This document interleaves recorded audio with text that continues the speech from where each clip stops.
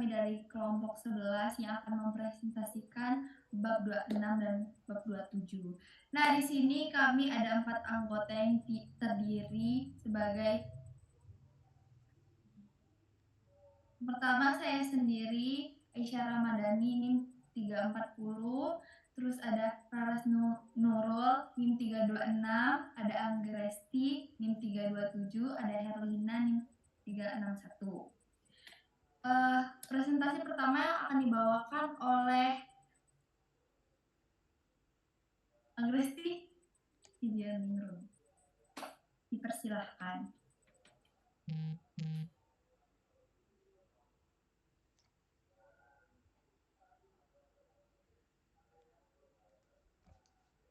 Yang pertama yaitu pendahuluan.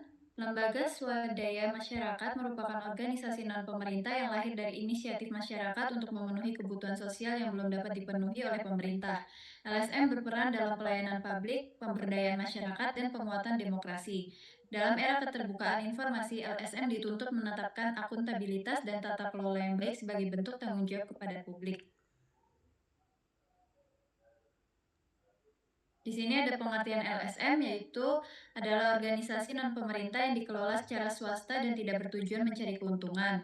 Kegiatan LSM ini berfokus pada kemanusiaan, pemberdayaan masyarakat, perlindungan lingkungan, dan pelayanan sosial. LSM berbasis nilai dan banyak bergantung pada lembaga donor serta relawan. Lanjut. Di sini ada ciri-ciri dan tipologi organisasi LSM. Yang pertama, formal secara organisasi bersifat permanen serta mempunyai kantor dengan seperangkat aturan dan prosedur. Yang kedua, swasta, kelembagaan yang berada di luar atau terpisah dari pemerintah.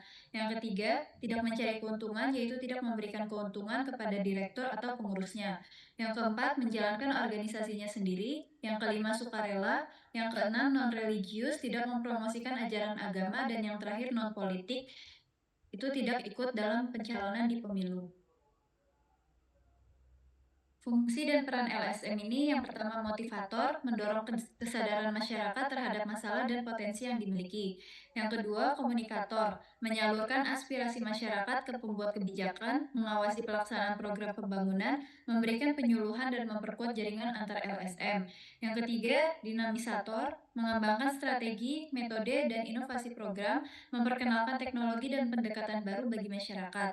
Yang terakhir, fasilitator, memberikan bantuan teknis, dana, peralatan, dan akses pemasaran, mendukung kelompok sasaran dalam pelaksanaan program pembangunan. Sumber daya LSM ini yang pertama yaitu sumber daya manusia, staf dan relawan sebagai aset utama organisasi. Yang kedua, material, bahan dan sarana pendukung pelaksanaan program. Yang ketiga, dana, berasal dari donor, masyarakat, pemerintah, dan lembaga lain. Yang terakhir, peralatan dan teknologi, meningkatkan efisiensi dan jangkauan layanan LSM. Selanjutnya, di sini ada siklus pengelolaan keuangan LSM, umpan balik dan tindakan koreksi, itu nilai visi dan misi, tujuan dan strategi, penyusunan program, penyusunan anggaran, implementasi, pengawasan, dan juga pelaporan. Selanjutnya akan disampaikan oleh teman saya.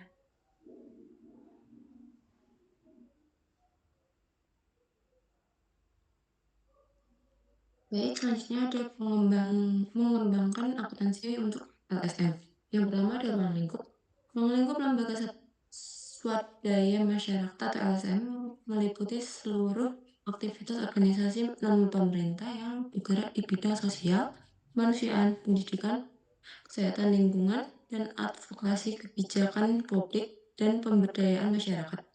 Ruang lingkup ini mencakup aspek organisasi, pengelolaan program, dan pengelolaan sumber daya, serta pertanggungjawaban kepada publik dan donor, khususnya melalui akuntabilitas dan pelaporan keuangan. Yang kedua, sifat dan karakteristik. LSM bersifat nirlaba, artinya tidak bertujuan mencari keuntungan, melainkan untuk kepentingan sosial dan kemanusiaan.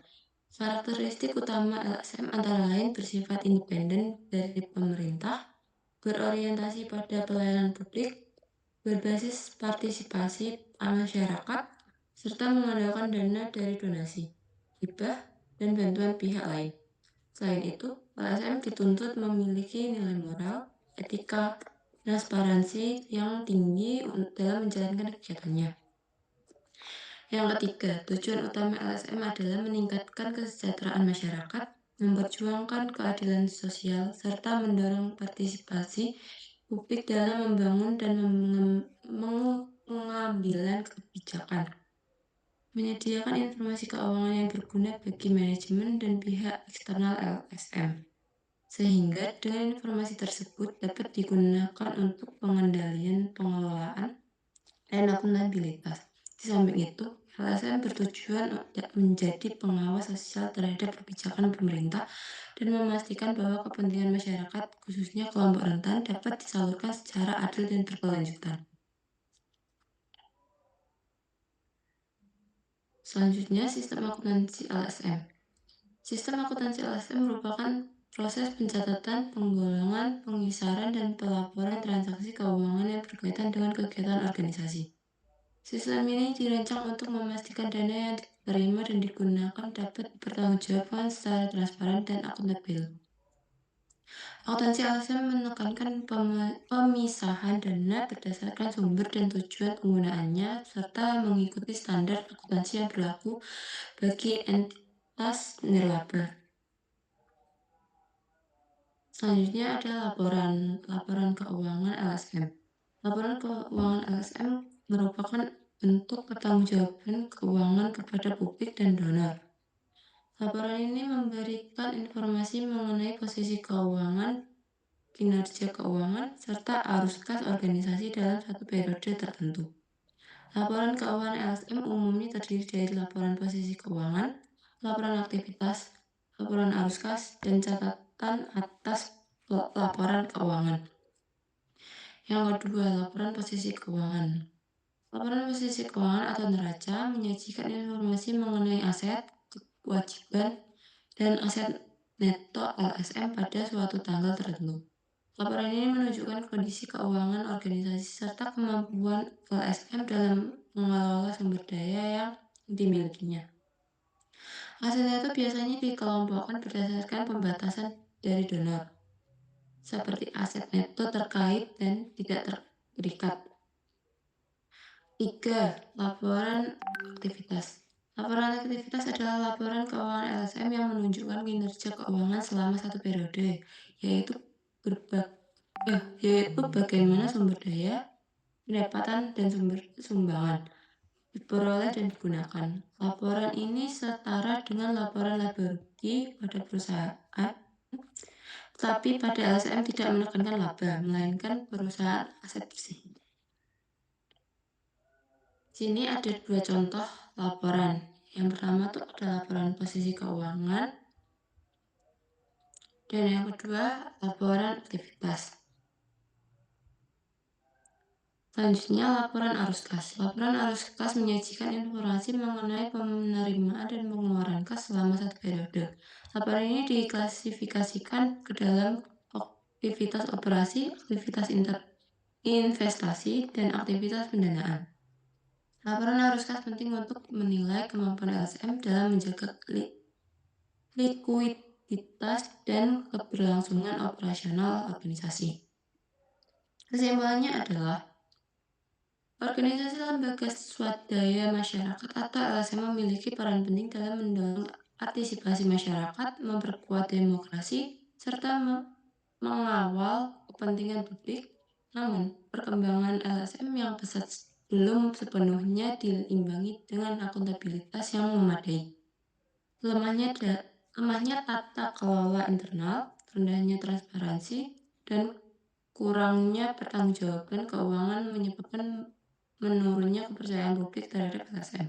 Oleh karena itu, penerapan prinsip good governance, khususnya akuntabilitas dan transparansi melalui penyusunan laporan keuangan yang sesuai standar akuntansi menjadi hal yang sangat penting untuk meningkatkan legitimasi dan efektivitas dan keberlanjutan peran LSM dalam membangun dan pelayanan kepada masyarakat.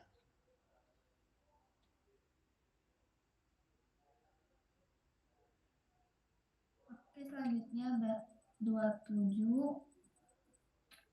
yang pertama pendahuluan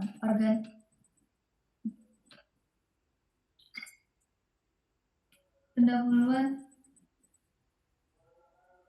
langsung pendahuluan aja. Pendahuluan organisasi secara umum terbagi menjadi sektor privat dan sektor publik. Berdasarkan pendekatan dimensional, sektor publik tidak hanya mencakup lembaga pemerintahan, tetapi juga organisasi nirlaba seperti yayasan, LSM, dan tempat ibadah. Selama ini, organisasi sektor publik sering dianggap kurang efisien karena manajemen dan praktik akuntansinya yang masih lemah, khususnya untuk tempat ibadah. Perannya selama ini seringkali hanya dibatasi pada kegiatan ritual saja, padahal tempat ibadah merupakan entitas strategis yang bisa menjadi pusat aktivitas pendidikan, ekonomi, dan sosial untuk meningkatkan kesejahteraan masyarakat secara lahir maupun batin. Next. Tempat ibadah sebuah entitas, karakteristik, dan lingkungan. Tempat ibadah merupakan sebuah satuan organisasi atau entitas akuntansi karena di dalamnya terdapat berbagai transaksi keuangan yang harus dipertanggungjawabkan. Sebagai sebuah entitas, tempat ibadah tidak boleh hanya dimaknai sebagai bangunan fisik untuk ritual semata, melainkan sebagai wadah bagi umat beragama untuk beraktivitas. Secara etimologis, organisasi keagamaan didefinisikan sebagai organisasi yang memfokuskan gerakan pada agama tertentu dan menjalankan kewajiban kepada Tuhan, seperti halnya masjid, gereja, kuil, maupun pura. Intinya, akuntansi dalam entitas ini seringkali terabaikan karena adanya anggapan bahwa akuntansi adalah produk ilmu manusia yang berada di luar cakupan ajaran agama.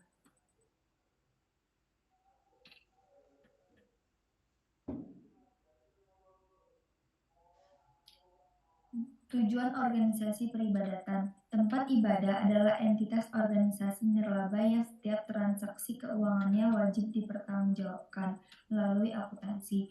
Sebagai organisasi keagamaan, keberhasilannya tidak diukur dari laba, melainkan dari kualitas pelayanan ritual dan kepatuhan terhadap standar ajaran agama.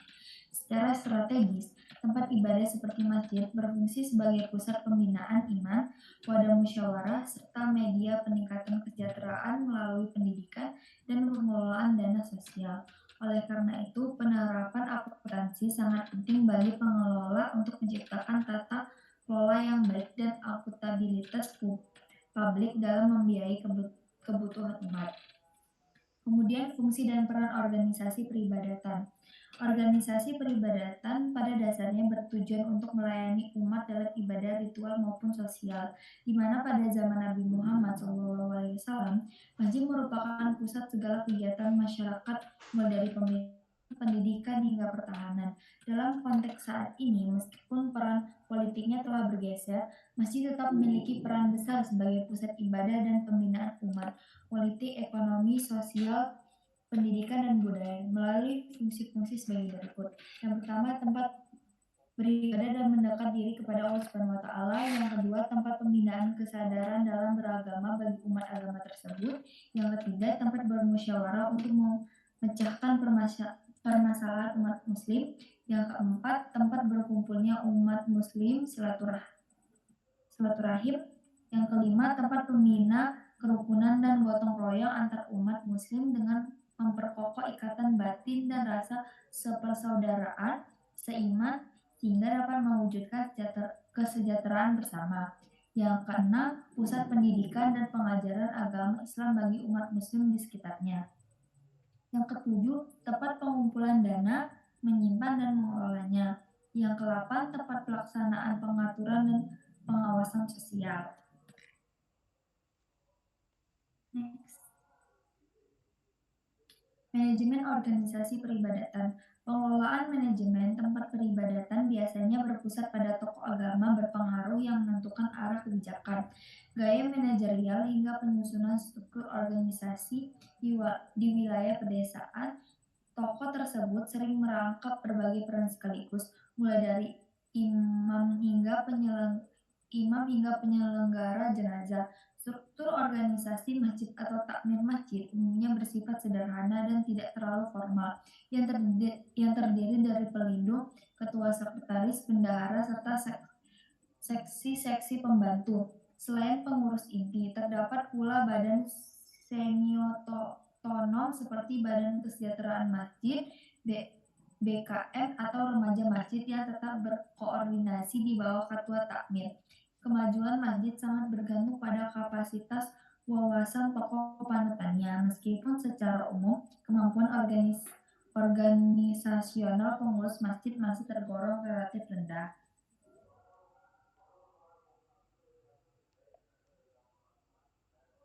Next.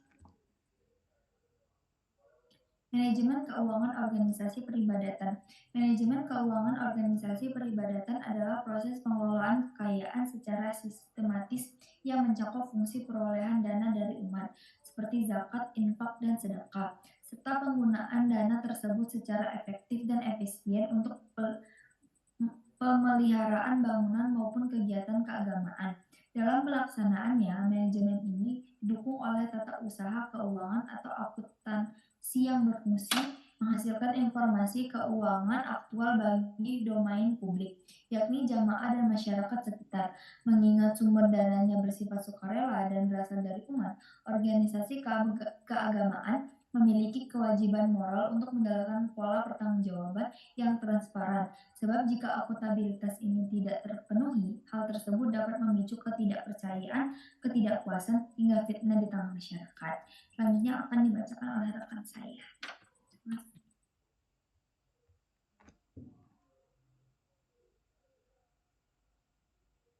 Selanjutnya, akuntabilitas pada organisasi peribadatan pentingkah? Akuntabilitas pada organisasi peribadatan penting karena ajaran agama menegaskan adanya pertanggungjawaban atas setiap tindakan manusia, serta perlunya sistem pencatatan yang jujur dan adil. Dalam organisasi keagamaan, pengelolaan bertanggung jawab kepada umat, khususnya dalam pengelolaan keuangan masjid.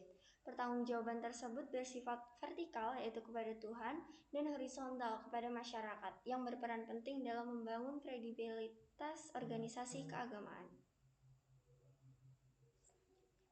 Selanjutnya, peran strategis akuntansi dalam organisasi peribadatan. Akuntansi diperlukan dalam organisasi masjid untuk menciptakan akuntabilitas melalui sistem pencatatan yang baik dan tertib. Akuntansi menghasilkan informasi keuangan yang andal dan relevan untuk pengendalian manajemen, pertanggungjawaban, serta pengambilan keputusan. Dengan sistem akuntansi yang baik, pengelolaan keuangan masjid dapat dilakukan secara akuntabel, transparan, dan efisien, sehingga masjid tidak hanya berfungsi sebagai tempat ibadah, tetapi juga sebagai pusat sosial dan pendidikan. Selanjutnya, implementasi akuntansi pada organisasi tempat ibadah. Organisasi masjid merupakan organisasi nirlaba, sehingga penerapan akuntansi dan pelaporan keuangan mengacu pada PSAK nomor 45.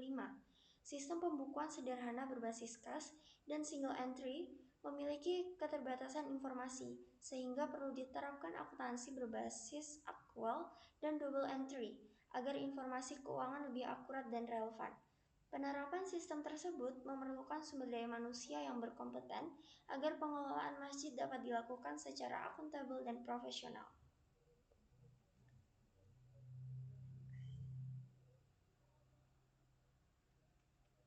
Next, kesimpulan. Jadi tempat ibadah dapat berkembang tidak hanya sebagai tempat ritual ibadah, tetapi juga berperan dalam bidang sosial, pendidikan, dan budaya apabila dikelola secara modern. Pengelolaan dana amal umat menuntut adanya pertanggungjawaban vertikal kepada Tuhan dan horizontal kepada masyarakat, sehingga akuntabilitas menjadi hal yang penting. Oleh karena itu, penerapan akuntansi entitas nirlaba sesuai PSAK nomor 45 diperlukan agar pengelolaan dana organisasi keagamaan dilakukan secara akuntabel, efektif, dan efisien.